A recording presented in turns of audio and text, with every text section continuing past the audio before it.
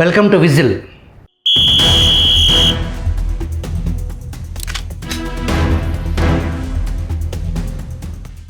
Social media వికృతానికి 10వ తరగతి బాలిక బలైన ఘటన విజయవాడలో వెలుగు చూసింది.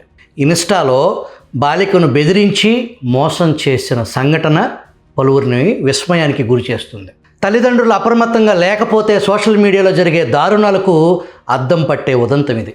ఇన్స్టాగ్రామ్లో యువతి మాదిరి 10వ తరగతి బాలికతో పరిచయం చేసుకున్న ఓ కేటుగాడు ఆమెను దారుణంగా వంచిన ఘటన వెలుగు చూసింది. నగరంలో ఉన్న ఒక ప్రముఖ పాఠశాలలో 10వ తరగతి చదువుతున్న విద్యార్థినికి ఇన్స్టాగ్రామ్ అకౌంట్ ఉంది. కొద్ది రోజుల క్రితం లేడీ పేరుతో ఉన్న ఆ అకౌంట్ నుంచి బాలికకు రిక్వెస్ట్ రావడంతో ఆమె యాక్సెప్ట్ చేసింది. తాను కూడా అదే పాఠశాలలో చదువుతున్నానని అవతలి వ్యక్తి బాలికతో పరిచయం పెంచుకున్నాడు. అది నిజమేనని నమ్మిన బాలిక స్కూల్ సీనియర్గా భావించి అక్క అని ఆమెతో ఇన్స్టాలో చాట్ చేసింది. కొద్ది రోజులకు 10వ తరగతి బాలికను నీకెవరైనా బాయ్ ఫ్రెండ్ ఉన్నారా అంటూ అట్నుంచి ఆరా తీయటం మొదలుపెట్టాడు. వారి ప్రేమకు తాను సాయం చేస్తానని నమ్మించాడు. ఈ బాలిక ఆ యువతి మాదిరిగా పరిచయం చేసుకున్న క్రిమినల్ను అతని మాటలు నమ్మి బాలిక తన బాయ్ ఫ్రెండ్ గురించి వివరాలు చెప్పింది. ఆ మైనర్ బాలిక తన స్కూల్ స్నేహితుడి ఫోటోలను ఇన్స్టా మోసగాడికి షేర్ చేసింది. బాలికను మాటలతో వంచిన తర్వాత వివిధ మార్గాల్లో నిందితుడు బాలిక కుటుంబ సభ్యుల సమాచారాన్ని కూడా సేకరించాడు. 2 వారాల క్రితం అసలు మోసానికి తెరదీశాడు. బాలిక 10వ తరగతి పరీక్షలకు సిద్ధమవుతున్న దశలో తాను చెప్పినట్లు చేయాలని, చేయకపోతే ఆమె బాయ్ ఫ్రెండ్ వ్యవహారాన్ని పేరెంట్స్కు చెబుతానని బెదిరింపులకు పాల్పడ్డాడు. అప్పుడు కూడా బాలిక ఇన్స్టా అకౌంట్లో ఉన్నది మహిళగానే భావించింది. స్నేహితుడి విషయం ఇంట్లో తెలిస్తే ఏమవుతుందోనే ఆందోళనతో మోసగాడు చెప్పినట్లు చేయటానికి అంగీకరించింది. దీంతో బాలిక నగ్నంగా ఉన్న వీడియోలు పంపాలని డిమాండ్ చేశాడు. వీడియోలు పంపలేనని చెబితే ఆమెను తీవ్రస్థాయిలో బెదిరించాడు. దీంతో బాలిక బాత్రూంలో వీడియోలను రికార్డ్ చేసి మోసగాడికి పంపించింది. వీడియోలను అడ్డం పెట్టి డబ్బుల కోసం బెదిరింపులు మొదలుపెట్టాడు.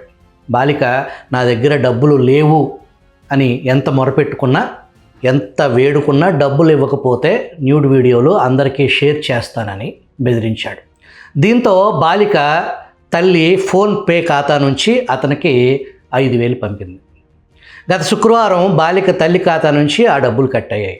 ఆ తర్వాత మరొక 5,000 పంపాలని బాలికను నిందితుడు ఒత్తిడి చేశాడు. ఆ క్రమంలో తన దగ్గర డబ్బులు లేవని బాలిక వేడుకున్నా వినకుండా డబ్బులు ఇవ్వకపోతే వీడియోలు అందరికీ షేర్ చేస్తానని మళ్ళీ బెదిరింపులకు పాల్పడ్డాడు.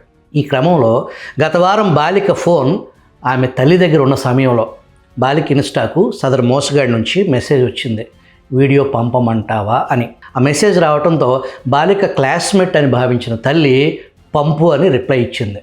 దీంతో బాలికను బెదిరించడానికి ఆమె న్యూడ్ వీడియోను షేర్ చేశాడు. అది చూసిన తల్లి సొమ్మసిల్లి పడిపోయింది.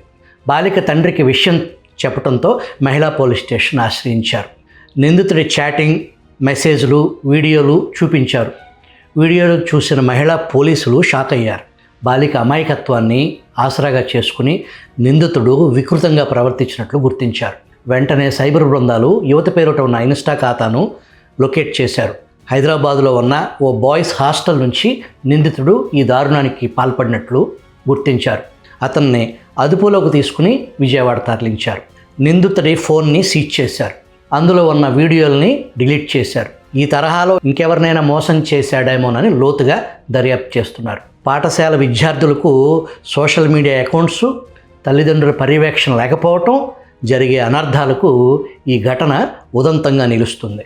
సోషల్ మీడియాలో మైనర్లను అనుమతించే విషయంలో జరిగే పర్యవసానాలపై తల్లిదండ్రులు అప్రమత్తంగా ఉండాలి.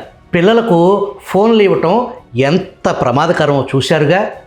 To be careful.